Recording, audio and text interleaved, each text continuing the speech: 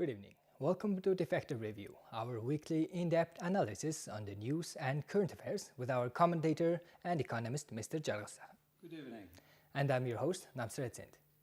You can follow us on MNB World Facebook page and join in on our conversation on Twitter with Jargal_Defacto.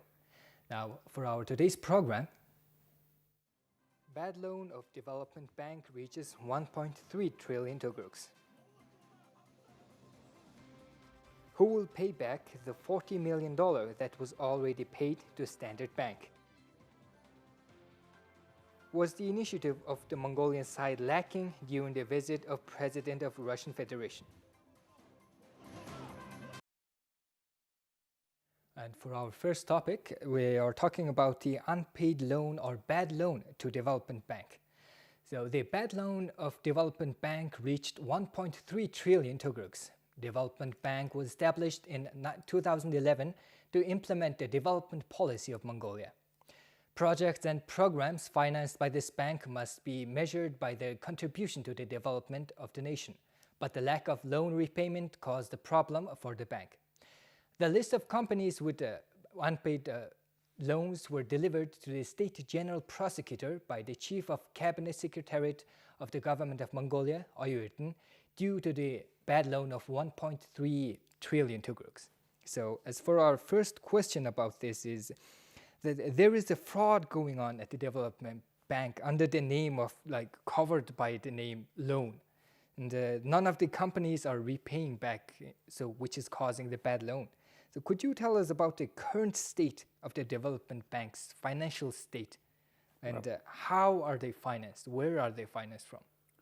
Well, for short information, this Development Bank of Mongolia was established in 2011 for the purpose of financing projects that has longer term than just budget, which is annual case.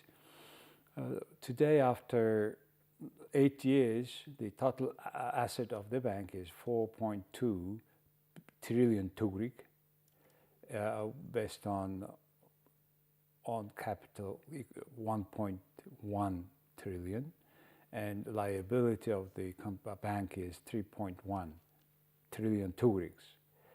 The total loan portfolio is 2.5, and the risk fund is 33.6 billion tugrik. Yet the non-quality loan reaches 292 billion tugriks, and which is with 10.4% of non-quality loan, which is way higher than for normal traditional functions of normal work of the bank. According to new CEO of this bank, Mr. Amr Tufshin, this bank is to finance now any projects good for development of the country above 20 billion tugrik, or its equivalent in hard currency, and under $20 billion projects are 20 billion tugriks projects to be financed by commercial banks. And now the first headache of the bank is to get some loans paid back.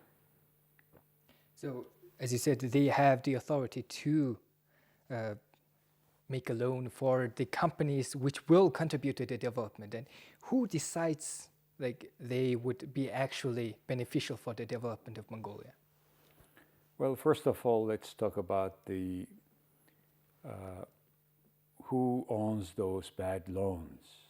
According to the Chief Administration of Cabinet, Mr. Oyurtin, the following 6 entities have a bad loan which is not paid, and total unpaid sum of their the payment is 1.2 trillion tugriks.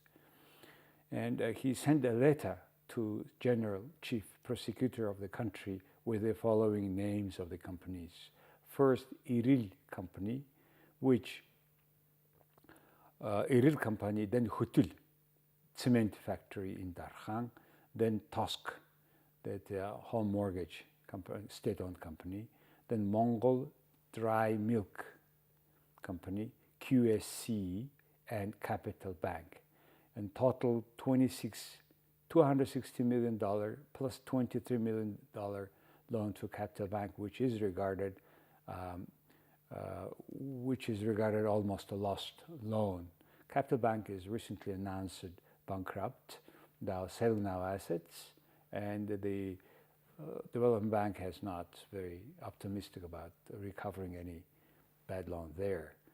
Out of the 6 banks, 2 banks belong to one person. Hutul Cement and QSC are 2 entities. Hutul Cement got $90 million a loan. QSC $70 million about US dollar loan. Total $160 million belong to this company. Both belong to one person indirectly, who owns also TDB Bank, Trade and Development Bank. They have opened a court case, which is still under investigation. And these $160 billion banks are, according to the other press for last years, from the last year, used this money for buying 49% of Erdenet joint venture with Russia. The 49% of government share of Russia was bought by this person or his related companies, and the people assume, like in case of like this, $160 million that he's not paying. And plus recently this Hutul Cement was put as a collateral to the bank, and the bank is taking over the company, which is, I think, a very interesting case. I think in the current situation of cement business in Mongolia, where we have 4 billion total capacity and consuming only quarter of it, and now where the cement factories, 3 Mongolian plants are fighting with each other with lower prices, I think it is much easier to give back as a collateral that Hutul Cement factory to the Development Bank, which I don't know what they will do with this, with the current market situation of cement. So this kind of things happened with the Iril Bank, which borrowed about 60 or so US dollar directly, indirectly from the central bank or through Development Bank or through Development Bank from other banking entities. This housing combinat, how we call it, housing production combinat, manufacturing the big homes and then producing it and then assembling it in the site. That is former state-owned plant, which was taken, privatized to this man, Erdenbut, who got money and who got also order by the government that time under Prime Minister Arton Huyag. And they have promised him, he has this guarantee letter, that they will buy every year 5,000 square meter housing and under 1,500 square meter a year other constructions of social purposes, which none of them had happened. And as a result, this company cannot sell their products. So these are the different stories which show at the end, I mean, provided all this information, what I said, that Development Bank was so much politicized. And hopefully it is not now, but before it was the kind of a too much politically connected bank. So who is in charge of collecting the loans back from these companies? And as you said, if those companies are unable to repay maybe in cash, what other measures can be taken? Can the property be confiscated? If they don't pay, by the law of this Development Bank, the government is responsible for the normal function according to the law, especially made for this bank. It says that the Development Bank normal operation, and to have the liquidity state normal and the constancy of the operation, the Mongolian government is responsible for that, which is unfortunately very misleading, which basically says that the government of Mongolia is responsible for any loss of this Development Bank. So one. Secondly, the reason why Mr. Oyung Irdin wrote a letter to prosecutor is according to the law of prosecution in Mongolia, prosecutor is to behave on behalf of the state and government in the case if it finds those interested are those interests are lost. So, which was not the case ever in the history. Never a prosecutor was behaving on behalf of the government before, but now this time he's asking prosecutor to have an action on paying back those loans, because it's much better to solve the issues before it goes to court, which is to be made by the bank itself. Now the government, as the owner of the bank, are appealing this prosecutor to act for getting paid those banks loan back.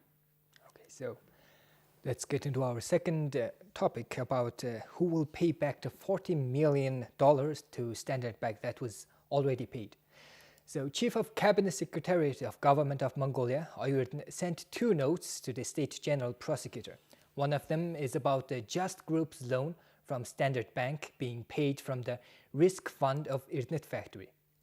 General Director of Irnet Factory, Batum Surung, and the Deputy Prime Minister, Inchtufshin, officially announced in April that a total of $40 million were paid to Standard Bank instead of the Just Group.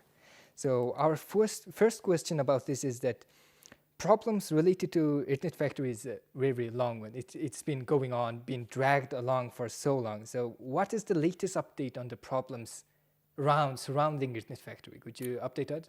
Unfortunately, there is nothing new. The court case was kept delayed all the time. It turned out that the prosecutor or advocate, we call, is a right to ask to extend the term for 1 month, the court date for 1 month, and they keep asking him every 27th or 8th day, postponing for another month, second month. Until now, it is almost very close, or it's almost finished even. The time of following this criminal case has a limit, expiration date somehow. Very strangely, in Mongolian corruption case, it is such a strange provision is there. The impression is that the politicians made, especially that provision. Now, the most probably this case could be forgotten or just freed, or will not regard anymore as criminal case according to this law of expiration date of investigation. And on one side. On the other side, $40 million is paid from the risk fund of the Irnet. And Irnet is a state-owned factory.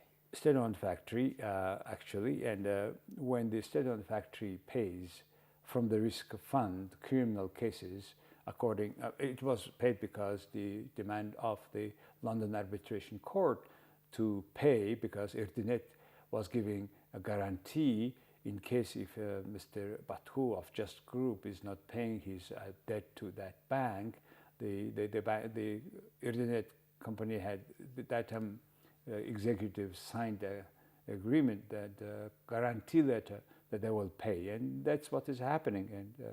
And unfortunately now that's what the situation. Nobody is taking responsibility, actual responsibility for payment back of that state-owned company money. Is Just Group related to state-owned companies? Of course, because Just Group is the company that had borrowed money from Standard Bank of South Africa, and with the guarantee of Irnet state-owned company, in case if Just cannot pay, Irnet will pay. So that's what is happening. And actually. Who will give this back? After all, it's state-owned factories' money that was given to the bank as a loan. You see, Just Group alone has enough real estate property, because it was a large fuel supply company to the country, distribution also, a lot of gas stations all around the country, one. Secondly, it had 8 or so meat processing plants, and plus the other many properties. And also it had a saving bank. It was owner of the saving bank. Seven Bank was confiscated or joined the state bank by the decision of the Central Bank of Mongolia. And the property or the asset of this Seven Bank itself was enough to cover those 40 million US dollars, which somehow is not happening, and we don't have a clear ownership. Who owns now those properties? Looks like many of them are lost. Many of them are nobody knows nobody is running the account after that. So that's another case where state-owned companies of Mongolia are always losing money, and they're always being stolen. Their property was stolen, money was stolen by the politicians who are nominating own protege, own political party members to the executive arm of the state-owned companies. It's a very clear example how much corruption is going on through state-owned enterprise and how much we are at the end, the taxpayers are suffering from that loss. It is always like happening like this for years. Almost all the state-owned enterprises in Mongolia have a loss, and we pay through our taxes. That's why they increase our taxes.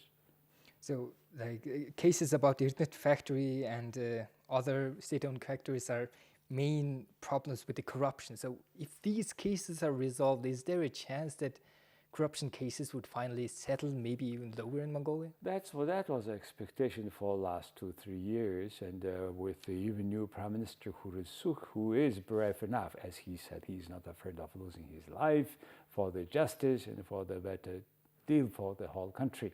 Even if he cannot take these measures, if this whole judicial system is so slow, even after completely replacing judicial system heads with a new leaders, if the problem is taking that long time. So it looks like within this government, this kind of corruption cases, in particular the buying 49% of the Erdenet share from Russia with public money, and yet pretending to be a private company.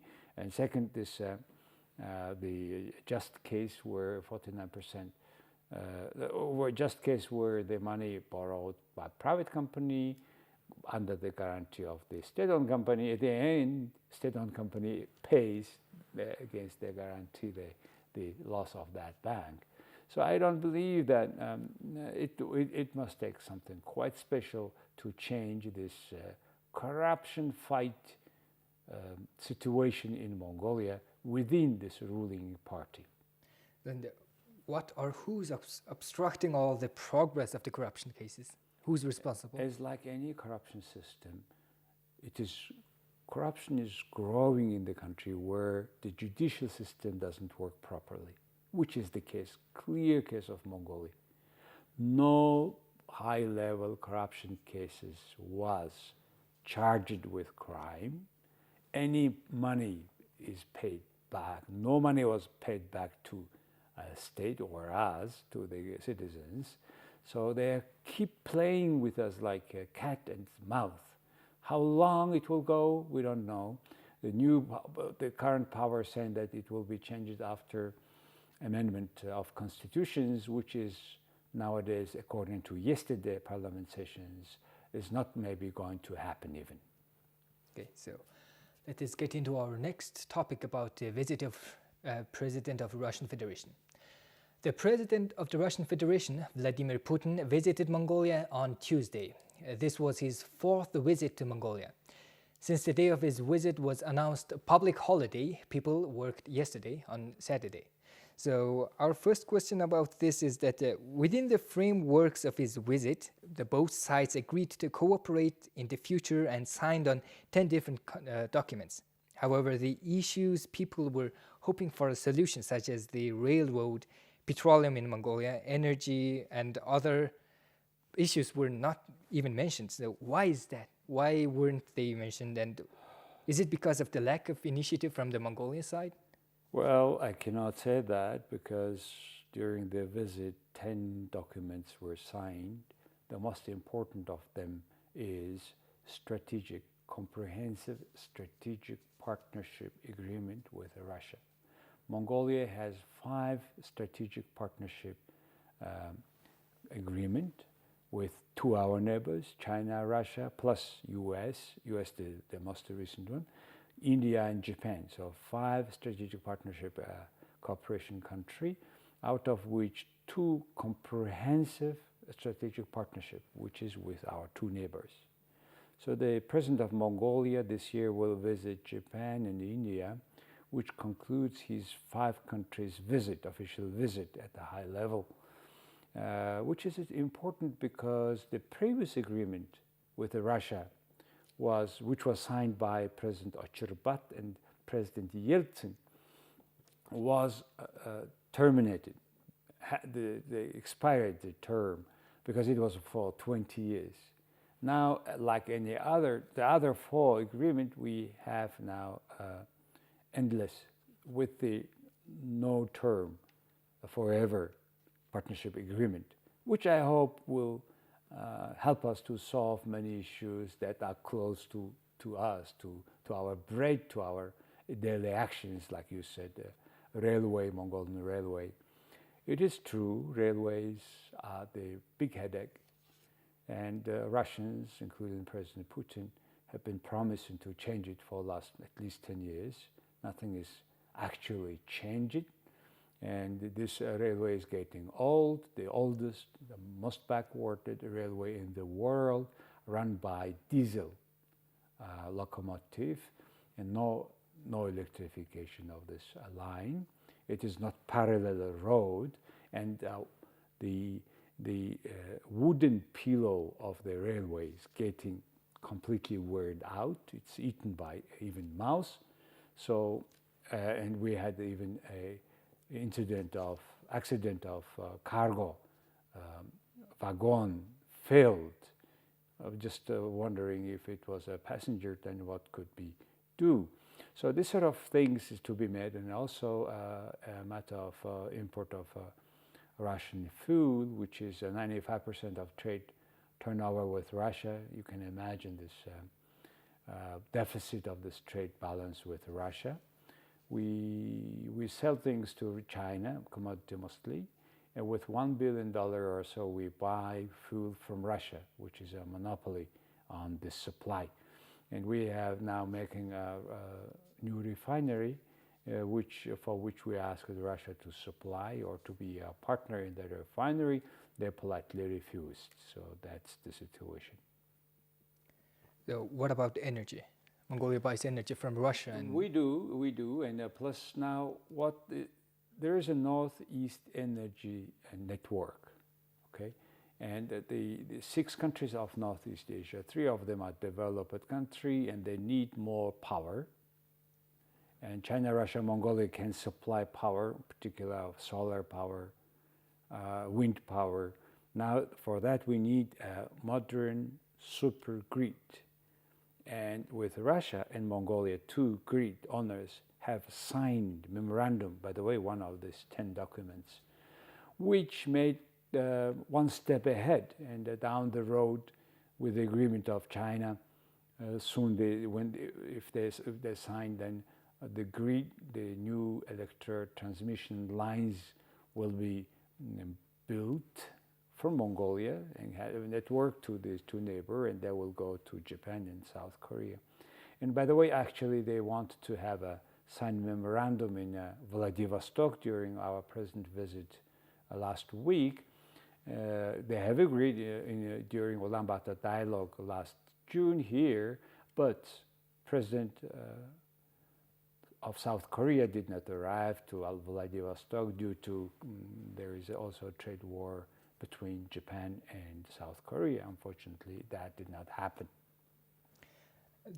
Mongolia is a parliament state, but is the president of Mongolia being maybe too involved, more than he's supposed to, in the Mongolia's foreign policies?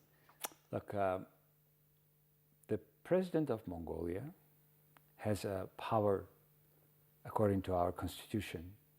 The 38th provision of the constitutions of the second group says that the Mongolian president is a head of the state and the symbol of Mongolian people's unity. That first. And there is also a law about president of Mongolia. in this law, it says that he has a full right to represent Mongolia abroad, and in a consensus with the parliament, he has a right to sign international agreement. And also he has to nominate representatives of state to foreign countries.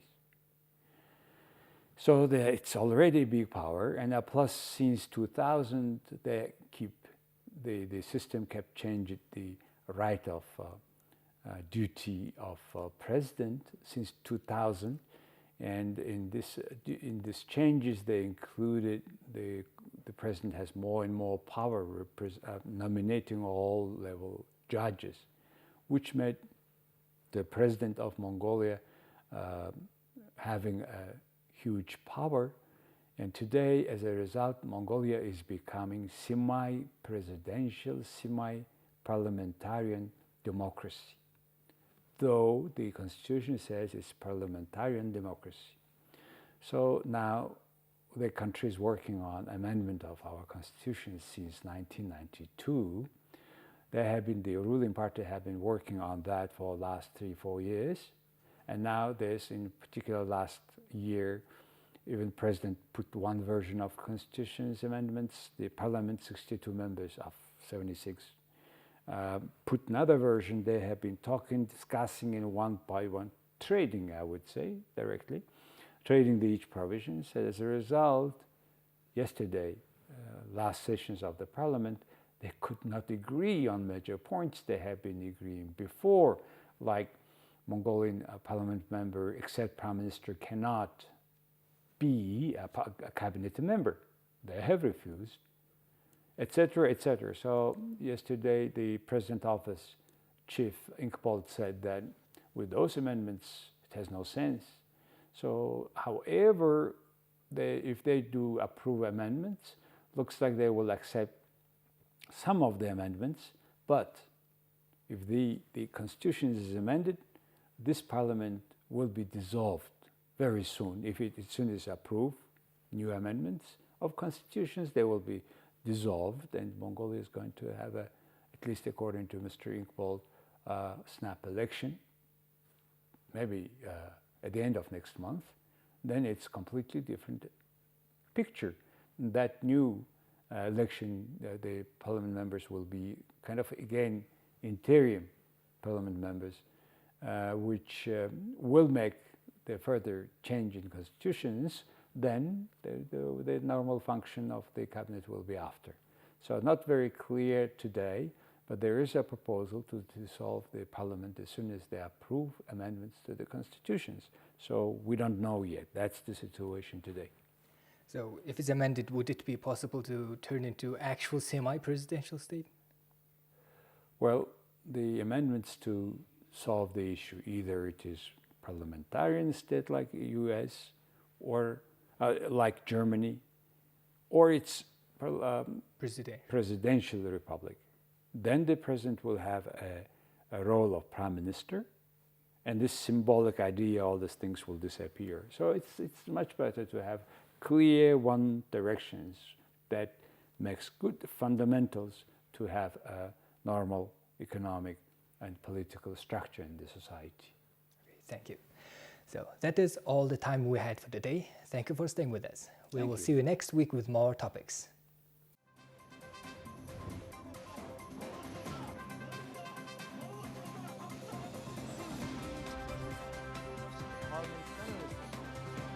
One is